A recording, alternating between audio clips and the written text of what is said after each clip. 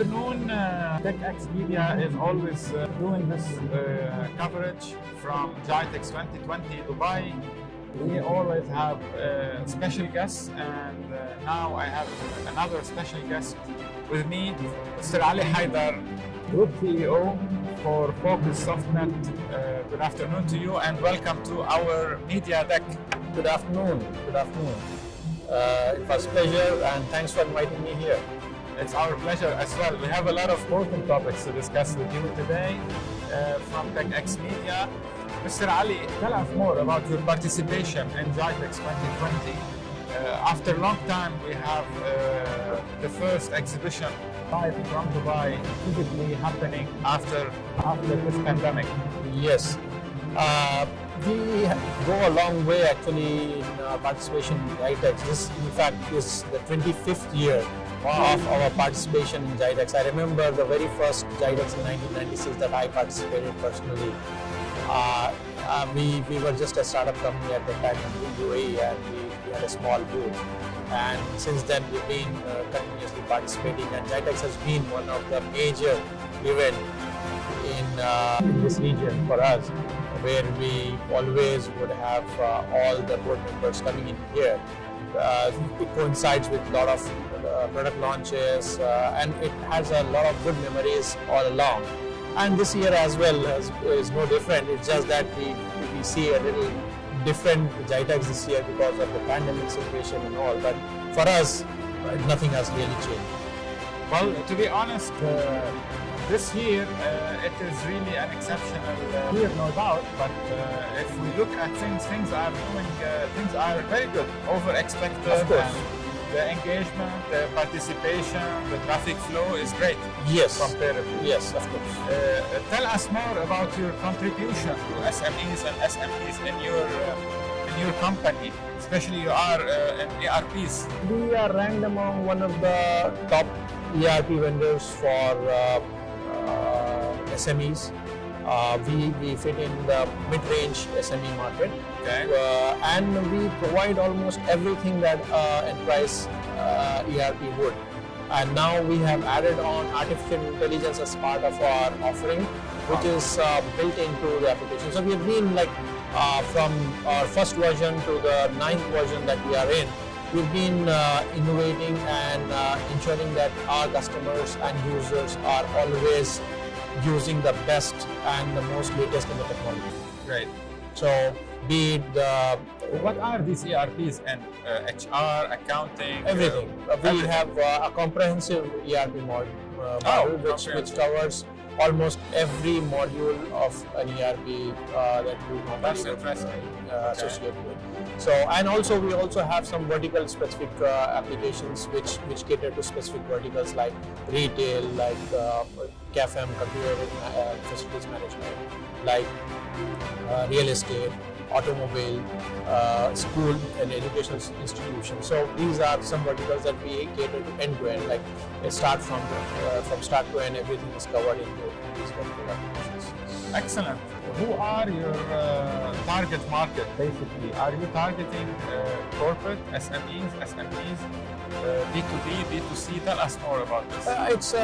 It's a mixed bag actually. When we look at our target market, we have a lot of SMEs, even some enterprises which have realized that their requirements can be met within our applications. And it ranges from services sector to distribution, sales and distribution, to schools and educational institutions. So there's so many verticals that we cater to. Before we start our interview, you told me about artificial intelligence. Yes. So how do you fit as a company, or how do you use the artificial intelligence? Well, artificial intelligence is a very large scope. So we cater on 4 specific categories in artificial intelligence. One is face recognition. Our HR system and retail system cover face recognition, where customers walking into retail showroom are recognized and immediately an alert is sent to the manager that a loyal customer who's coming back has come back. Okay. So the manager can go and greet him and ask him how is he doing and if he want to upgrade his old system, etc. So that helps in increasing the revenue for a retail. It's the same thing now that with the pandemic, a lot of issue has been seen in using the biometric devices. So most of the companies want to have a face recognition attendance system. So that's where artificial intelligence or face recognition system comes into. So we have integrated already the face recognition system with our attendance system. Wow. That's the first part of artificial intelligence. The second part is the predictive analysis. Now, for example, you are in a sales and distribution environment, you are always calling your customers and asking for specific products. At the same time, you want to know if this customer is taking this product, what other products you want to buy. So the predictive analysis will push online immediately using the predictive analysis tool that we have built in and integrated with our CRM system. It will give you immediate alert that this customer can also look for so and so product. So without waiting, without having to look for, the system is pushing for allowing you to talk to the customer on other products that you may be interested in. So that's the predictive analysis that the system does. The third aspect of AI is the chatbots. Chatbots are essential today because you see in pandemic, a lot of people are working from home. So how do you support your customers? How do you ensure that your customers are reachable? So what happens is... Can I interrupt you if you allow me here? Chatbots, I mean, I hear always comments saying they probably not responding properly, they are not very much interactive. We ask, do you have a special kind or an improved type of chatbots? Well, any application that you develop depends on how well it is trained and how big is your knowledge base that is created in your database. If your knowledge base is big enough and if you have trained it well, it will answer probably 80 to 90% of all the questions. But where you see it is lacking is because the users training has not been done properly. The chatbot training has not been done. Machine learning is not implemented properly. And it's nothing to do with our application or any other chatbot application. It all depends on how well the scoping has been done and how well it has been trained. Okay. And what sort of machine learning is it using. Okay. So chatbot essentially works well when you have very good knowledge base and user experience and training. Machine learning is properly. Okay. So that's the third aspect of AI. The fourth one is the RPS, robotic process automation. In this, what we are doing is we are integrating our application, the ERP and the CRM, to allow a lot of redundant and typical jobs that normally users manually do to be automated, to be done through RPS. For example, bank reconciliation. A bank reconciliation is a very repetitive type of job.